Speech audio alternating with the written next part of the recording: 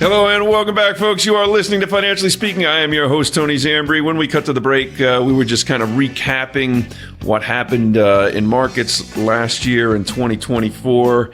Last thing we spoke about was the best and worst performing sectors for the calendar year 2024. And, you know, I always think that markets are fascinating, right? You know, we look at things, even if we look at kind of like yesterday, right?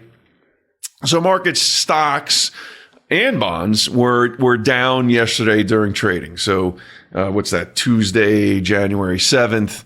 Markets are down on generally good news. So we got better than expected employment numbers yesterday. And the market reacted initially, by selling off. And this is kind of like, again, bad news is good news is bad news, which I don't like. As we closed out last year and headed into this year, I said, I think we're getting back to the point where good news is good news, bad news is bad news.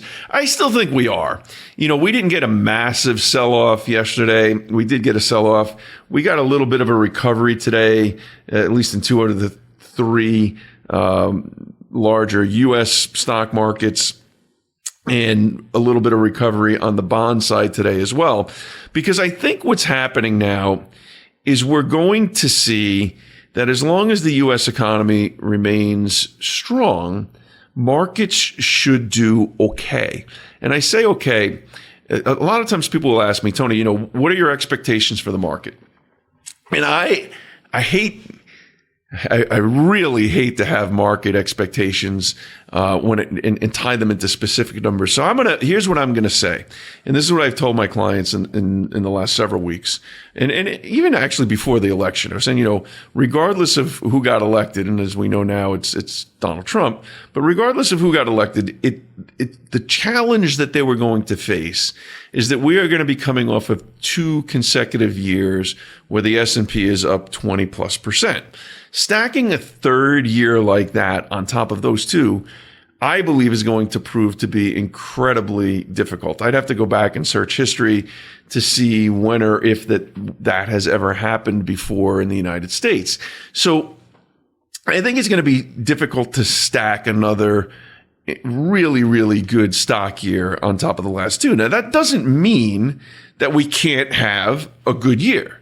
It just means that it's more likely going to be a little bit more of a grind. You know, the numbers are going to matter again. Profits are going to matter. Consumer spending is going to matter. GDP growth is going to matter. All these things are going to factor into how stocks do this year, as opposed to in most of the past few years, we've either been focused on, you know, during COVID, are we going to end the shutdowns? Are we going to get a vaccine? And then post-COVID, we had inflation, and it was, is the Fed going to raise rates? When are they going to stop raising rates? Are they going to cut rates? Now we're still in are they going to cut rates? But I think the effect on markets is going to be a little bit muted. And the reason I say that is we have gone in the last 6 months or so from an expectation that the Fed's going to cut rates 4 to 6 times in calendar year 2025 to 1 or 2 times. So really, if we think about it, you know, 1 or 2 times, we're talking about 0.25 to 0.5%. This is not kind of move the needle type stuff.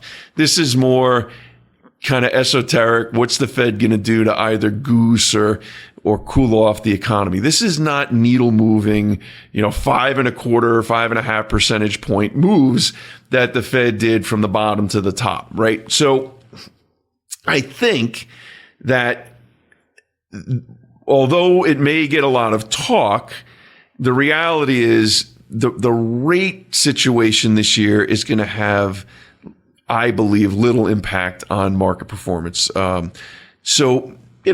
I don't necessarily think that that's bad. I think it's good if we get back to a situation where numbers matter, because I think it's easier to evaluate where we stand in those type of situations. But we will see how it plays out. And I do think that also if rates are even stable, that potentially could be good for bonds. We've had a few tough years for bonds in general since 22. And I think, if we get a little bit less out of stocks, maybe we'll get a little bit more out of bonds. And overall, people won't mind it so much. Let's now move on to some important things that I think you should know about as we head into 2025. IRAs, you have until you file your taxes in April, until April 15th to make your IRA contributions for calendar year 2024. Those contribution maximums are $7,000 if you're under age 50, $8,000 if you're 50 or older. Those numbers, by the way, are unchanged for 2025. So there will still be $7,000 for under 50, $8,000 50 or older in 2025. But there have been big changes to employer-sponsored plans. So 401ks, 403bs, 457s. In 2003, if you were under age 50, the maximum allowable contribution was $23,000. If you were 50 and older, it was $30,500. Those numbers have been moved up. That's not the real news. They've been moved up to $23,500 and $31,000. So that is a $500 increase. That's not the big news. The big news is this. We now have a special group, a 4-year age group, age 60 to age 63, where instead of a $31,000 max, it is now $34,750. At age 64, it drops back down to $31,000.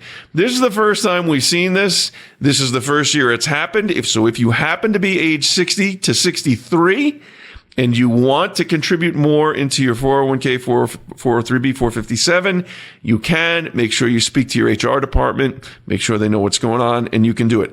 Similarly, with simple plans, if you happen to be covered by a simple plan at work, those numbers have also gone up by $500 from $16,000 to $16,500 for under age 50, to $20,000 from $19,500 for age 50 and older. There is again that special group, age 60 to 63, where it's $21,750, age 64 back down to $20,000.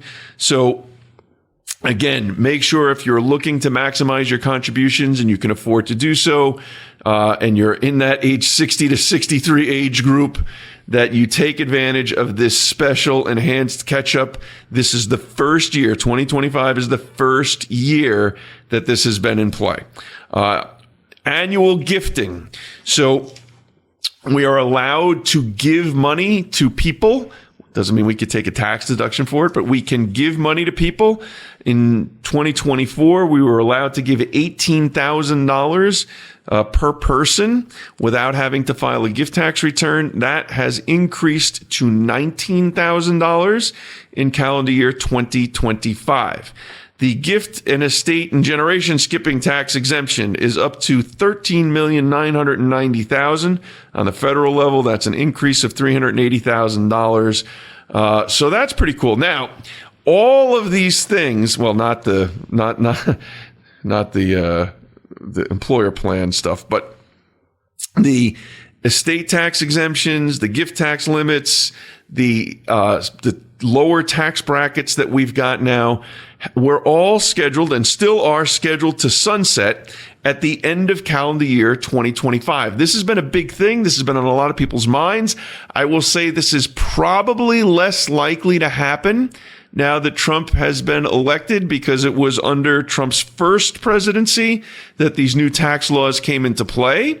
So given that the Republicans have the presidency, the House, and the Senate, it's unlikely that they're going to let these tax codes sunset and that we'll go back to, a $3.5 million or $5 million estate tax exemption. We'll go back to a 39.6% top income tax bracket, and tax brackets will be higher across the board. It's unlikely, but it is worth keeping an eye on, because government, as we have seen, is and has been dysfunctional. So as we head into 2025, a lot to look forward to. Most importantly, I hope that it is a happy and healthy and prosperous one for all of you that are listening. And again, I do appreciate you taking this half hour out of your lives to spend it with me. It's always fun. I hope that you've gotten something out of this. Once again, you are listening to Financially Speaking. I am your host, Tony Zambri. Please go to my website, zambrifinancial.lpl.com, ZAMBRI financial.lpl.com. Until next week, be well and God bless.